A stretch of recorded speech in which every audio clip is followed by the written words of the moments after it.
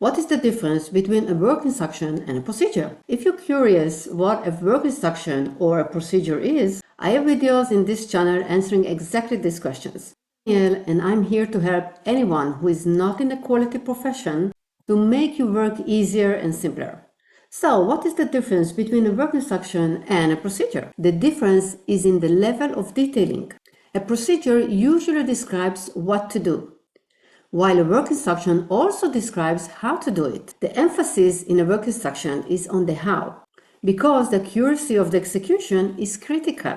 Imagine a hospital laboratory that would do your blood test without paying attention to the accuracy of the test. You will get results that are also not that accurate. I doubt that you would like to get any treatment based on this test. Therefore, if the accuracy of the execution is important, it's time to write a work instruction.